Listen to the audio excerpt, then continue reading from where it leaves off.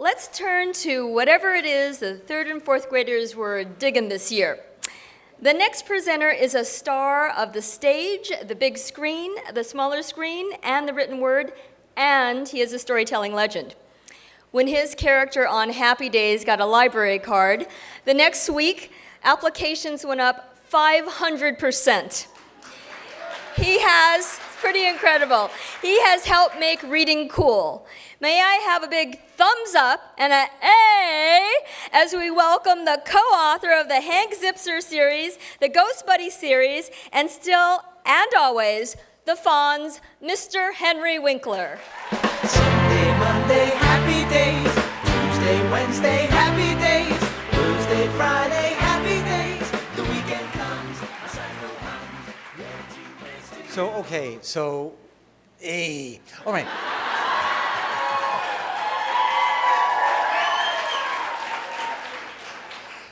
You know, I didn't know I was going to do this, but there are so many young people in the room tonight, and I just want to tell you that no matter how you learn, at what rate you learn, it has nothing to do with how brilliant you are. So it is an amazement to me that I am standing here to present an award for a book. When I first started, I did not read books. I was allergic. I would open a book and I would get a rash. I was frightened of the words on all those pages. I was frightened of all of those concepts kids in my school would write in the margins. And I didn't know what they were writing. I wanted to write something. All I could do was drip water on the pages so it crinkled up and it looked like I was reading the book within an inch of its life. So what did we learn from the wonderful nominees tonight? Now I'm going to do what I can't do. I'm going to read. All right. We learned from the amazing nominees, we now know that after they go to sleep, their dogs sneak out and play ball. They learn that planets have to learn to deal with disappointments, and even a downgraded planet can be special. They know that even bad kitties kiss babies and win elections, and that droppings, dung, scat, and fress are words for animal poop, and the answer to the all-important question, why do hummingbirds hum? Because they can't remember the words.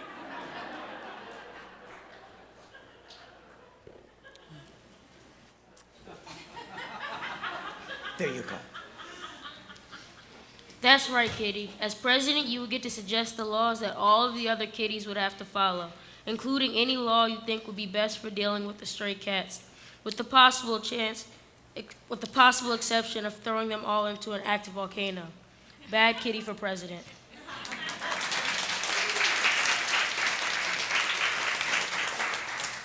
The flat, round shape of dried cow dung has inspired many nicknames, including Cow Patty, Cow Pie, Meadow Muffin, and Chow Chip.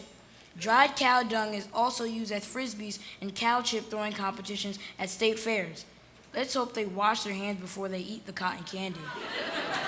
Get the scoop on animal poop.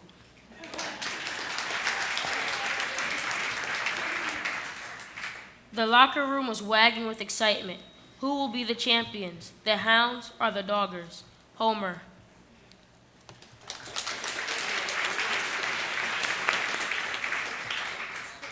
How do you keep a turkey in suspense? How? I'll tell you later. Knock, knock. Who's there? Gorilla. Gorilla who? Gorilla me a steak. Just joking. Hey, Pluto, shouted Speedy the space rock, who was racing by with his friends. You're not a planet anymore. What are you talking about, Pluto asked. Astronomers on Earth say you're a dwarf planet, not a real planet. A dwarf planet? Pluto shouted out. Wait a minute. Tell me more. That's the way the comet crumbles, Speedy said. Pluto visits Earth. The Children's Choice Book Award finalists for Book of the Year in grades 3 to 4 are Bad Kitty for President by Nick Bruel, Get the Scoop on Animal Poop by Don Cusick. Homer by Shelley Rotner, illustrated by Diane DeGroat. Just Joking by National Geographic Kids. Pluto Visits Earth by Steve Metzger, illustrated by Jared Lee. Okay. The very great brothers, Messiah and Otis Williams. All right. And the winner is Bad Kitty for President, Nick Bruel.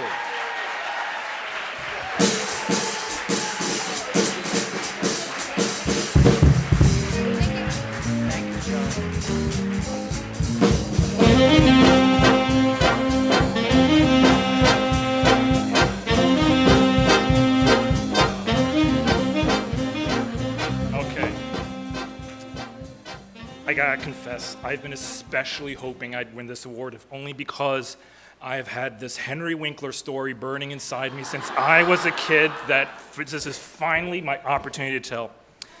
When I was a kid, my father, who was a psychologist, and that'll be important later, was good friends with a woman named Deborah Letchin, spelled Leschin. And Debbie was young and brilliant and very funny and very brave. And she had this idea in her head one day that she would take everything she had and go to California to write scripts for comedy shows. And the first good part of the story is that is what she did. She packed her car up with all the clothes she had and her electric typewriter. That's right, kids, electric typewriter. Look it up on Google. And she went to California, and because she was so smart and funny and brave, she found work instantly writing gags for All in a Family. And then she started writing scripts for Rhoda. And then things start getting really interesting for me because I was writing to her. I found this so exciting that she was writing scripts that were being played out on television. She then got this amazing opportunity to write scripts and become the head writer for this new show called Laverne and Shirley, which was awesome. And when I found out about this, I wrote to her even more. And she would write back to me, and she would tell me about the process, about how it was both painstaking but fun at the same time. And during all this, I would beg her, please send me an autographed picture of the Happy Days gang because I live and breathe these people. I'd go to school in the morning and say, hey, sit on it, Jimmy, sit on it, Mark, hey, and Dick, sit on it too. So, inside my mother's home in Elizabeth, New Jersey is a framed picture that I'm gonna have to get back from her now. Postcard that says, to Nick, son of Shrink, thanks, the Fonz, AKA Henry Winkler. Now,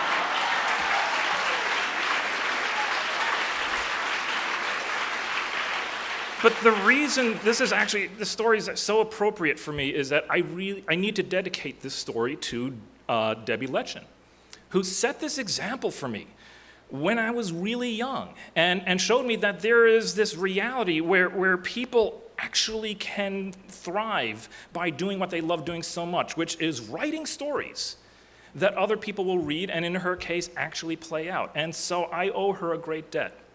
I also owe a great debt to my fantastic editor, Neil, to Simon Boughton, to Gene Feiwell, to all the wonderful people at Macmillan who have been so supportive of me, to my wife, Karina, who is working on her first picture book right now and discovering just how painstaking and fun it is, to my daughter, Izzy, and to all the kids, thank you very much. I was fortunate enough to win this award last year, so I'm going to close the same way, and that is to thank the teachers of America. We are, everyone in this room and everyone who can hear the sound of my voice, we are all defined by the three most important people in our life, and those are our family and our friends and our teachers. Thank you all very, very much.